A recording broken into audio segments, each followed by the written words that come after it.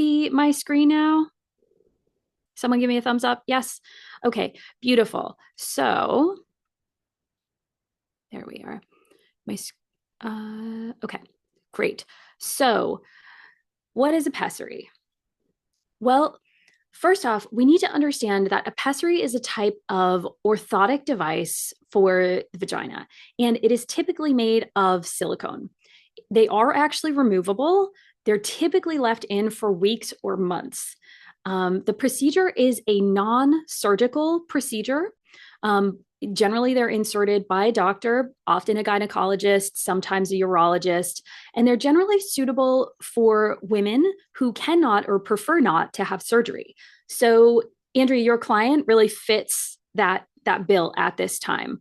So let's go into some of the details here. Okay, so what are the uses of pessaries? First off, stress urinary incontinence is number one. The second is going to be a vaginal vault prolapse, which is the most internal part of the vaginal tube, right?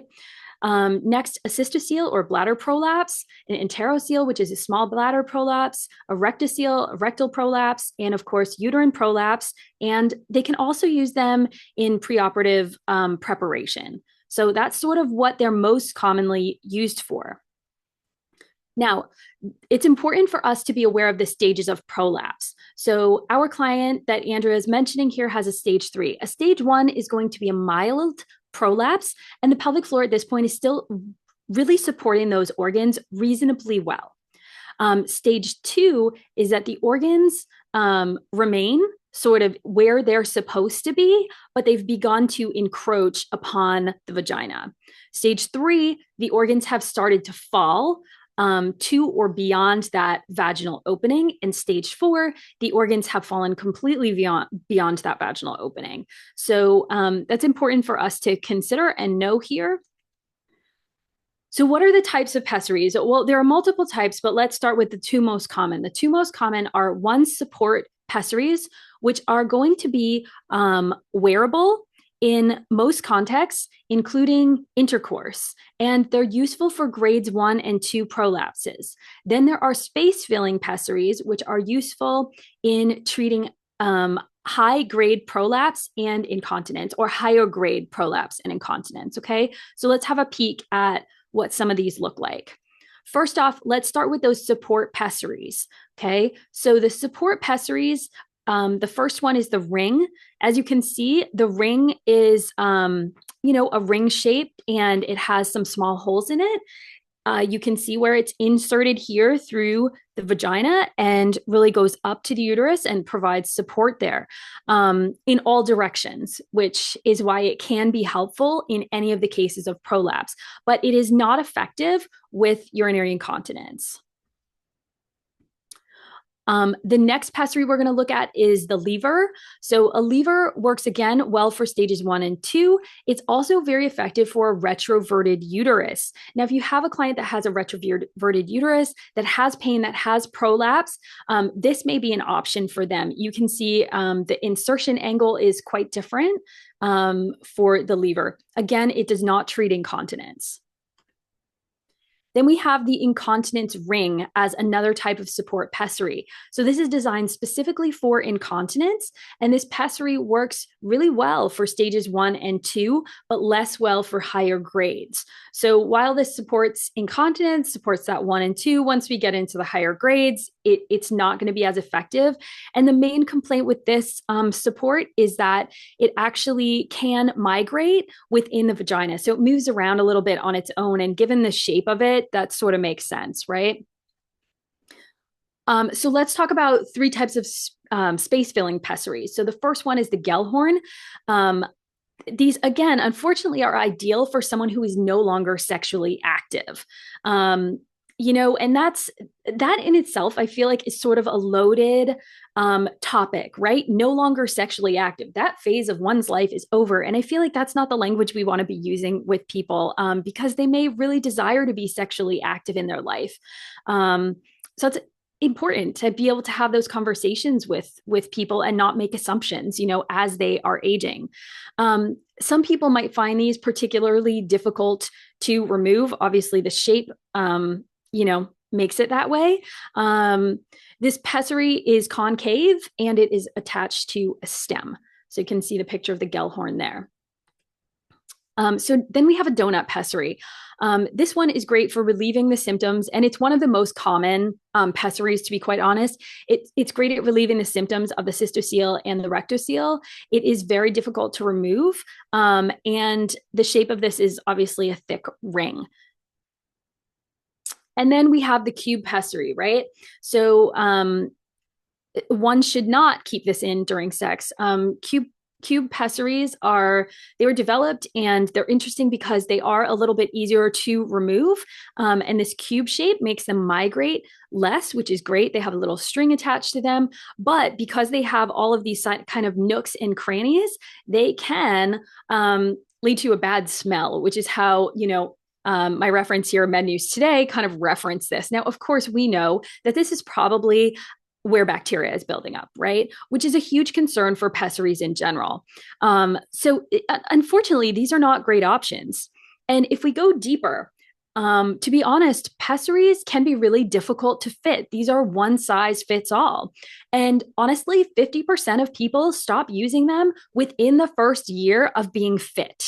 And inserted, right? 50% stop using them. So those are not good numbers. However, there is news. Actually, I just got an email about this literally on Monday, which is the day that Andrea texted me about this case. And there's this new company out there, Fem Therapeutics, that has developed this custom pessary. They use a 3D printer, and they use AI to actually get a precise custom fit, which is so exciting. This device is in Canada, and it's inserted by the user with an applicator and removed as desires. This means there's more independent management. So I really hope that this is something that is coming down the pike for pessaries and for support, because this is a non-surgical option, and this is an option that can really work well with our clients that we're going to be seeing as well. So it might be like a little bit of a crutch they can use for a time being, or it might be something that serves as another form of alternative medicine that they can manage and be empowered with. So I really, really like that. Now I want to get to Andrea's questions. Yeah, go figure. Exactly. So if someone is going to be getting a pessary, can we do pelvic floor acupuncture? Yes, 100%. I think her surgery is scheduled like a month out. There's a lot that you can do between now and when she has her procedure, right? Which is really exciting. There's also a lot of education that you can provide. Now, we don't know in her case, we know we've got a uterine prolapse. We don't know if we have other symptomology that's coming in or urinary incontinence, right? So that will give you information on how to treat this client. But yes, you can treat the client. And yes, you can treat the client, including the pelvic floor, when the pessary is inserted. What was your third question, Andrea? Is the pessary a Band-Aid? Is it something that's going to help with the prolapse, or is it just as the pessary is inserted? And so I guess my question, I have a few questions. That's part of it. The second one is, realistically, with a stage 3 prolapse, how effective and how much improvement can we get with pelvic floor acupuncture in general? Okay, great. So is a pessary a Band-Aid? Yeah, it's a Band-Aid. And I'm not really all about a Band-Aid treatment. I like to go to the source, right? And I know you guys like that as well. At the same time, can it be something that can be useful, with treatment? And I think it can, especially if it turns out that it's comfortable for someone, if they can be independent with it and has good management for whatever their priorities are, right? Number 2, can we be effective with a stage 3 prolapse in a 70-year-old client? Well, there's a lot of factors that are going to play into that, right? So as I always like to say, it depends. And also, yes, it's possible we can create change for this client.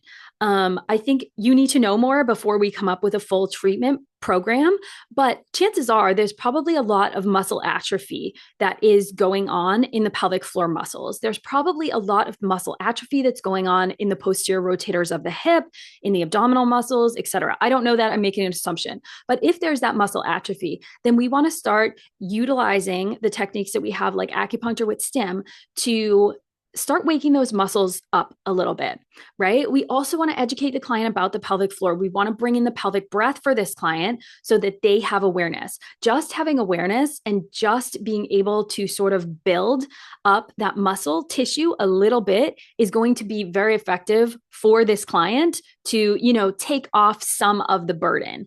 Now, can we 100% correct this? I don't know how long this client has had this prolapse. It's stage 3. There's a lot of factors there, but can we take the edge off? I think so. Can we help this client to sustain their longevity? Yes. And if this client was getting one of these like Canadian pessaries that, are custom fit and all these options, I think that would be so, so good for this client. Unfortunately, they're not available, but that would be a really nice client that you could work with in tandem. Now, if you got this client 20 years ago, and she had, the prolapse was relatively recent, that kind of thing, this would be a client that it would be like, hey, you know what? Let's work together and see how far we can go before you jump into a solution, that is something you're nervous about and something that doesn't feel right to you. She also, I just added she's never had children, which was interesting. I would have, just by thinking of what's going on, like I would have thought that, but I also know that it could. We were on the phone. I didn't want to get into like, did something physically happen to her? Was she in an act? Different things like that. And she said that she started feeling this about a year ago. Based on, she probably didn't know the symptoms of it prior to that. I'm sure that it started prior to that. Got it. Yeah. So, I mean, unless there was like a yeah. Yeah. If it was just progressive in the past year to the point that she, kind of felt it more, then maybe there's an opportunity to pick up, the less time that someone has a dysfunction, the easier it is for us to restore that muscle function. But I think muscle function here is going to be your key. And so is conscious awareness of the pelvic floor. And I do think you'll be able to work with her. And I hope that was helpful to get some information about pessaries and the different types and that kind of thing. Yeah, it was very insightful. So I thank you. Because I want to go into it making, if I went into it not knowing what a pessary is, I feel like that would be a little bit more of like a lack of trust on my part, in the sense of that she does that. So I will keep you posted. Yeah, And for sure. I'm excited for her to come in. She definitely, it's new to her. She's nervous about the procedure of insertion of the pessary in general. She's very anxious around the whole thing. Yeah. So, I mean, you're going to be able to really support her, Andrea, in like, taking the edge off of her anxiety, right? And also just listening to her and giving some gentle explanations that are at her level, which it doesn't seem like so far the MD has done for her, and I think that is going to provide comfort. And when someone feels comfort and trust, it doesn't matter if you don't get to the pelvic floor before this pessary is fit. You just take this client as they are, and I know you can help them, and I know getting into those concomitant instructors too is going to help this client. And seeing if there's any imbalance too, like so often I find a prolapse and I also find a pelvis that is, rotated, or sacrum that's in torsion. And that is such a big contributing factor to what's happening with that prolapse. And of course, then, the diaphragms and the fascial bodies don't hold things as well when they're on tension, particularly that twisted tension. So I think I'm so glad that this client found you at this moment. Like, you're going to do an amazing job for her, and I'm just grateful for that. And I think she's going to be really, really grateful too. I appreciate that, and I'll keep you posted. I think it's a really interesting one. I'm